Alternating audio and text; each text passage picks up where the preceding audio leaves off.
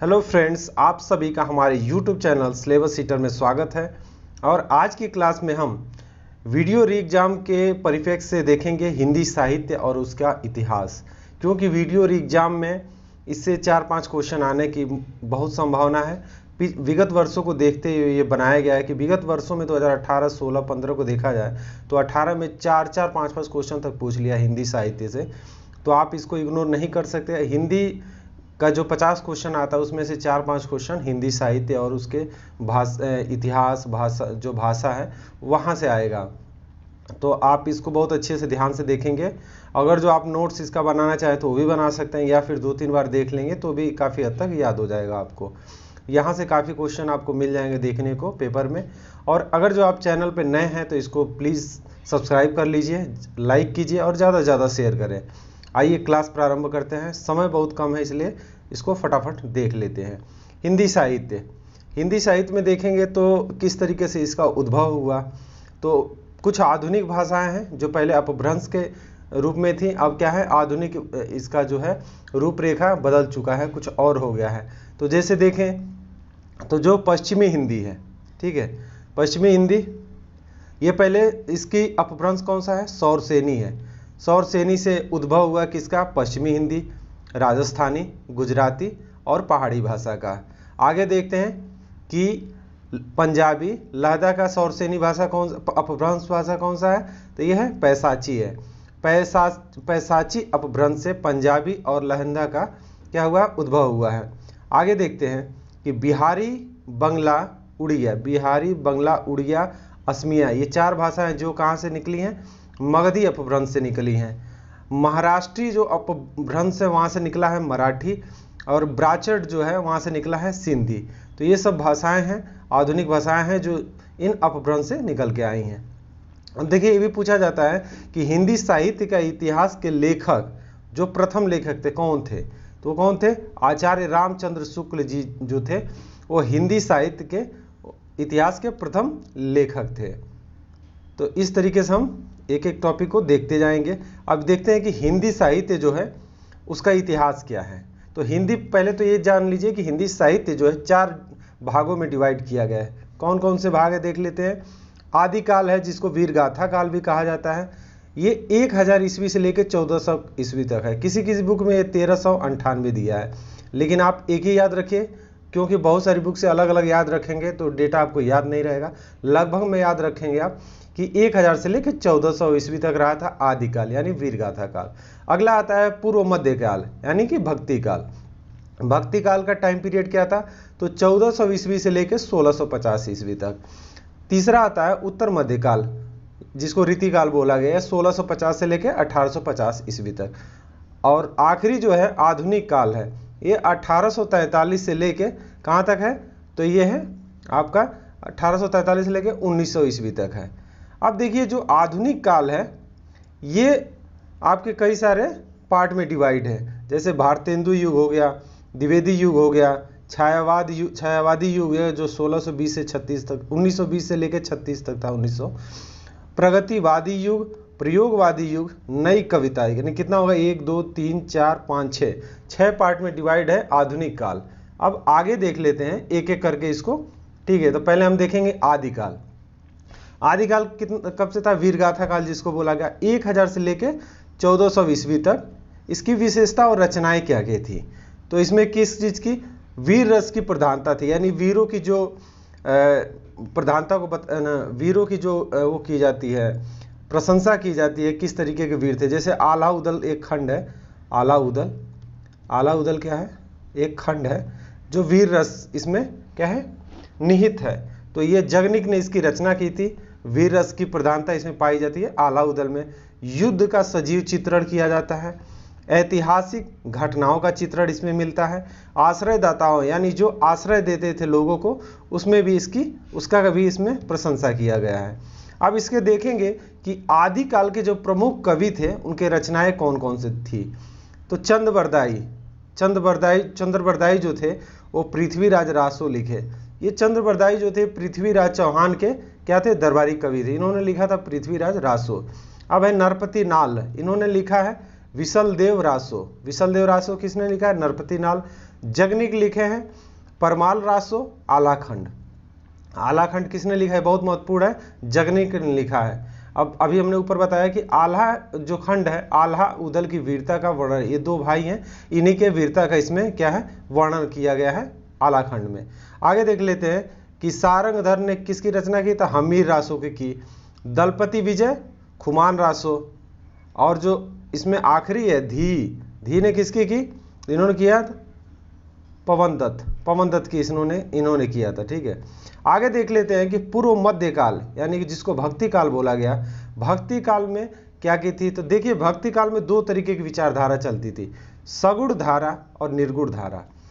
भक्ति काल कब से कब तक था, तो 1400 ईस्वी से लेकर 1650 ईस्वी। आप देखिए इसका जो टाइम पीरियड है ये भी याद रखेंगे, ये भी महत्वपूर्ण है। इसमें दो तरीके की विचारधारा चलती थी, सगुण धारा और निर्गुण धारा। सगुण में क्या था कि ईश्वर का साकार रूप माना गया, एक रूप में माना गया, लेकिन निर्गुण धारा में क्या गया कि ईश्वर को एक निराकार रूप में, यानी कि जिसका कोई आकार ना हो। अब देखिए सगुण धारा में दो तरीके की चीजें निकल गए, राम भक्ति जिसमें राम की भक्ति की गई, फिर आया एक कृष्ण भक्ति, दो पार्ट में हो गया। अब ईश्वर का निराकार रूप देखेंगे आप निर्गुण धारा में, इसमें ज्ञान मार्गी और दूसरा प्रेम मार्गी। तो ये चार पार्ट अभी एक एक करके आगे देख लेते हैं कि इसमें कौन कौन से कवि थे, जो महत्वपूर्ण हो जाता है काफी। अब देखेंगे राम भक्ति शाखा के प्रमुख कवि कौन कौन से थे, तो तुलसीदास, आप सभी लोग परिचित होंगे, तुलसीदास जी थे जो राम भक्ति शाखा के थे। इन्होंने कौन कौन सी बुक लिखा है, ये बहुत महत्वपूर्ण हो जाता है।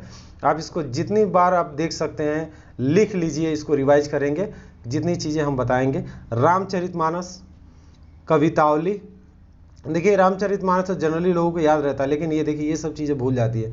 कवितावली, दोहावली, गीतावली, वरवय रामायण, रामलल्ला न छू, वैराग्य संदीपनी, कृष्ण गीतावली, जानकी मंगल, पार्वती मंगल, विनय पत्रिका, ये सारी चीज़ें हैं तुलसीदास के जो काव्य रचनाएं हैं। ठीक है, प्रमुख रचना है। अब देखिए केशवदास भी थे भक्ति काल के, इन्होंने लिखा है रामचंद्रिका, कवि प्रिया, रसिक प्रिया, छंदमाला और नक्शिव आदि, ये सब है केशवदास के। अग्रदास अष्टयाम इन्होंने लिखा है। नाभादास जो थे उन्होंने लिखा है भक्तमाला। ठीक है, इन सभी को आप याद रखेंगे, जिसमें तुलसी जी पे ज़्यादा फोकस कीजिएगा। ठीक है, बाकी इसको तो आप बार बार पढ़ेंगे ही। अब देख लेते हैं कृष्ण भक्ति शाखा के कौन कौन से कवि थे, तो सूरदास जी जो थे वो कृष्ण भक्ति शाखा के कवि थे। अब देखिए सूरदास यहाँ बहुत महत्वपूर्ण हो जाते हैं, इन्होंने लिखा है सूर सागर, सूर सारावली, साहित्य लहरी, नल दमयंती, सुर पचीसी, ये सारी सूरदास की प्रमुख रचनाएं हैं। रसखान जी हैं, इन्होंने रसखान जी ने कौन सा लिखा है, प्रेम वाटिका किसकी रचना है, तो रसखान जी की रचना है। अब आगे देख लेते हैं, इसी में देखिए आता है भक्ति काल में पूछा, अब जैसे ये पूछा जाएगा कि भक्ति काल में किस काल में अष्टछाप के कवि थे, यानी अष्टछाप से यहाँ मतलब है कि 8 कवियों का एक ग्रुप, कह सकते हैं कि 8 कवि थे जो बहुत महत्वपूर्ण थे। तो किस काल में थे, भक्ति काल में थे। वो कौन थे वो देख लेते हैं। तो पहले थे कुंभन दास, सूरदास, परमानंद दास, कृष्णदास, नंददास, गोविंद स्वामी, छित स्वामी और थे चतुर्भुज दास। कितने हो गए, 8 हो गए। कुंभन दास, सूरदास, परमानंद दास, कृष्णदास, नंददास, गोविंद स्वामी, छित स्वामी और चतुर्भुज, ये 8 कवि हैं जिनको अष्टछाप के रूप में अष्टछाप कवि कहा जाता है। अब देखिए इसमें हमने अभी ऊपर डिस्कस किया था कि ज्ञान मार्गी शाखा के, तो हमने राम और कृष्ण का देख लिया जो साकार ब्रह्मा के वो हैं। अब हम देखेंगे जो निराकार के हैं, यानी कि निर्गुण विचारधारा के जो कवि थे, तो उसमें देखेंगे ज्ञान मार्गी शाखा था और प्रेम मार्गी था। तो ज्ञान मार्गी शाखा के कवि कौन कौन थे, कबीरदास जी ज्ञान मार्गी शाखा के थे। कबीरदास की रचना है बीजक, आप याद रखेंगे बीजक। अब देखिए बीजक कोई एक बुक नहीं है, ये 3 बुकों का संग्रह है, अलग अलग 3 बुक है। सर्वी है, सवद है और रामायणी, सर्वी सवद रामायणी, ये 3 बुक अलग अलग हैं जिसको बीजक बोला गया है। रैदास भी ज्ञान मार्गी शाखा कवि हैं, इनका जो रचना है कौन सा है, गुरु ग्रंथ साहिब में संकलित है रैदास। गुरु नानक की जो रचना है वो है जपूजी साहिब है और वरमल्लाहार है, आप याद रखेंगे जपूजी साहिब और वरमल्लाहार। ठीक है, अगला देख लेते हैं कि प्रेम मार्गी शाखा के कवि कौन कौन से हैं। तो मलिक मोहम्मद जायसी है, ये देखिए बहुत महत्वपूर्ण है, इस पे स्टार मार्क कर लीजिए। मलिक मोहम्मद जायसी की जो प्रमुख रचना है वो है पद्मावत, जिस पे पद्मावती मूवी बनी थी। पद्मावत, आखिरी कलाम, अखरावट है, चित्रलेखा है, कहरनामा है।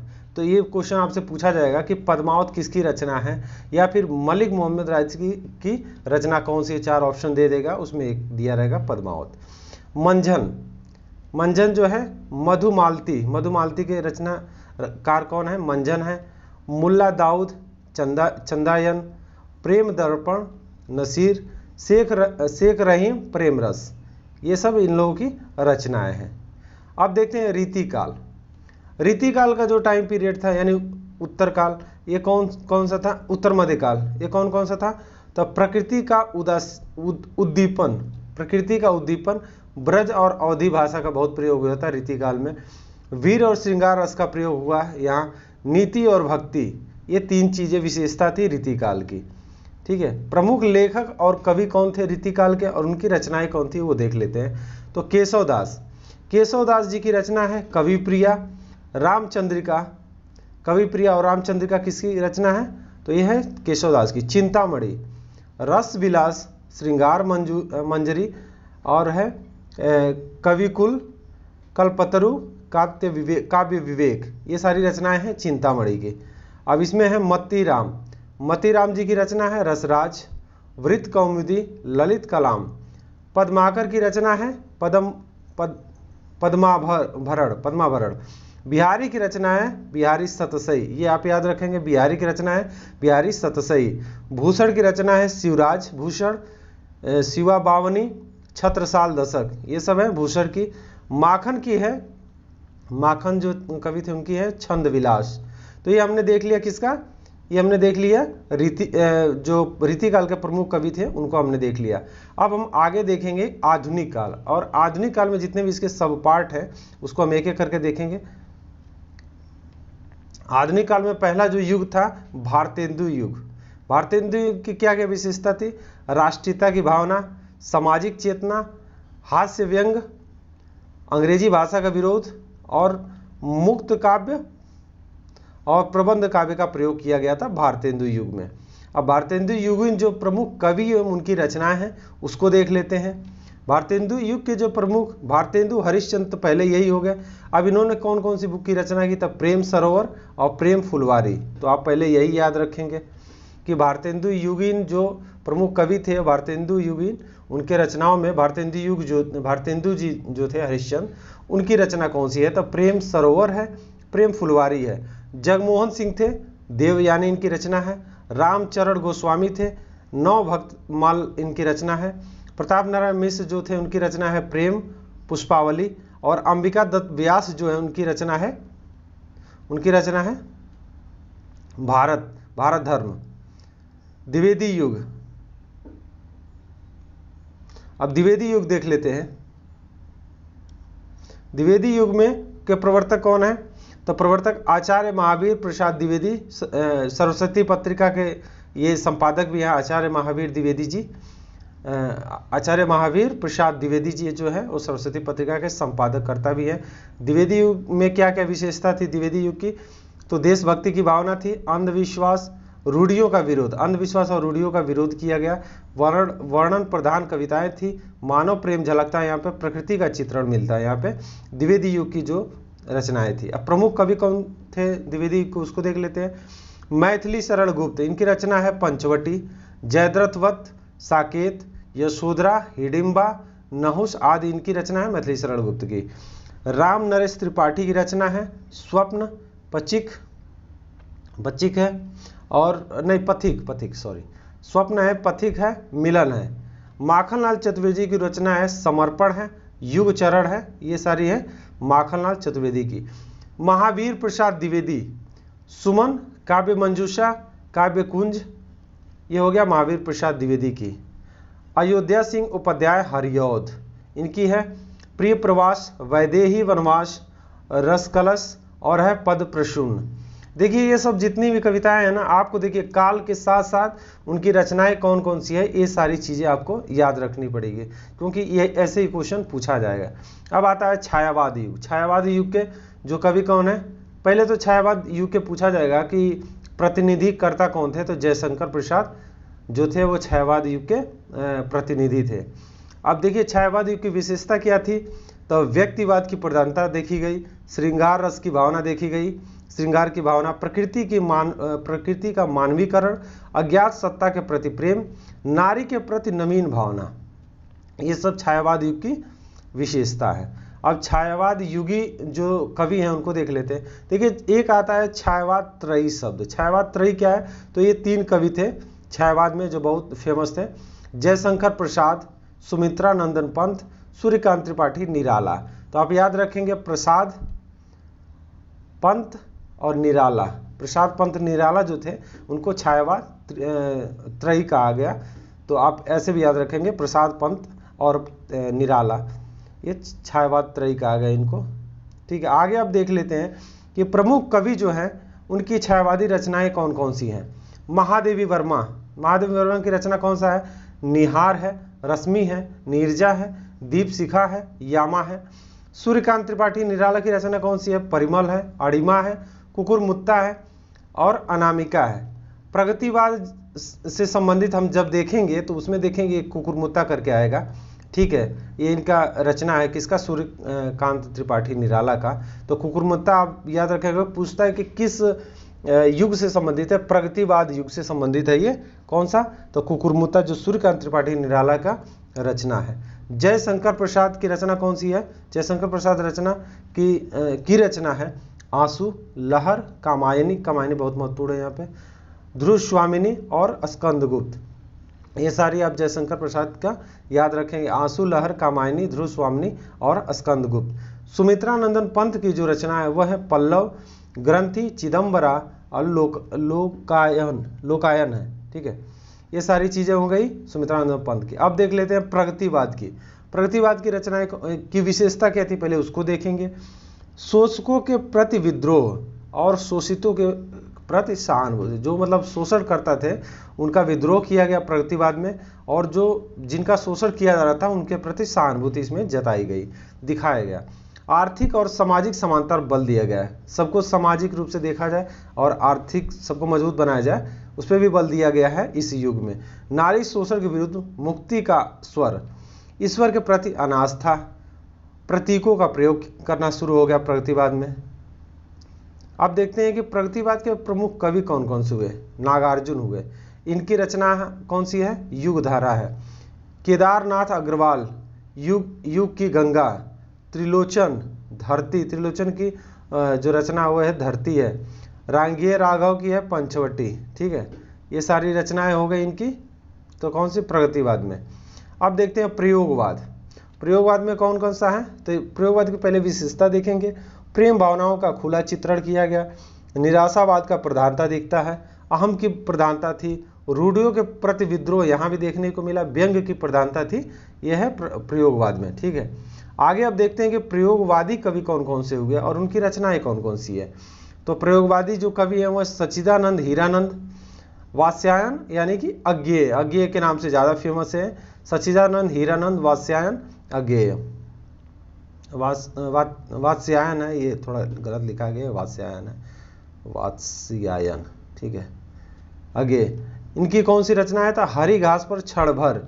धर्मवीर भारती बहुत फेमस है। अंधा युग, ठंडा लोहा, यह है धर्मवीर भारती की। ठीक है, गिरिजा कुमार माथुर की रचना कौन सी है, गिरिजा कुमार माथुर की यह है धूप के दान, नाश और निर्माण। गिरिजा कुमार माथुर की धूप के दान, नाश और निर्माण। भारत भूषण अग्रवाल का है ओ प्रस्तुत मन, ओ अप्रस्तुत मन। ओ अप्रस्तुत मन जो रचना है वो भारत भूषण अग्रवाल जी की है। नरेश मेहता की रचना है वन पाखी, वन पाखी, नरेश मेहता। नई कविता यानी कि हम भारत जो आधुनिक काल है उसका आखिरी हम देख रहे हैं, नई कविता। इसमें देखिए इसकी क्या विशेषता थी, लघु मानववाद की प्रतिष्ठा, प्रयोगों में नवीनता, अनुभूतियों के वास्तविक चित्रण, व्यंग की प्रधानता देखी गई। नई कविता जो आखिरी है इसमें आधुनिक काल में। अब कवि कौन थे, भवानी प्रसाद मिश्र, सन्नाट और गति फिरोज इनकी रचनाएं हैं। भवानी प्रसाद मिश्र की सन्नाट और गति फिरोज। कुंवर नारायण, इनकी रचना है चक्रव्यूह, सॉरी, आमने सामने। जगदीप गुप्ता की है नाव के पांव बोधि वृक्ष, ये है जगदीप गुप्ता की रचना है। और आखिरी जो आता है वो है दुष्यंत कुमार और श्रीकांत वर्मा। दुष्यंत कुमार की रचना है सूर्य का स्वागत, साये में धूप। याद रखें, पूछता है दुष्यंत कुमार की रचना कौन सी है, तो सूर्य का स्वागत और साये में धूप। श्रीकांत वर्मा की रचना है माया दर्पण और मगध, माया दर्पण और मगध। तो ये सब थी, ये था पूरा हिंदी साहित्य। इसमें से आपके मैक्सिमम क्वेश्चन मिल जाएंगे एग्जाम में। अगर जो आपको क्लास पसंद आई हो, थोड़ा भी आपको हेल्प मिला है, तो आप इसको शेयर कीजिए, सब्सक्राइब कीजिए। Thank you so much.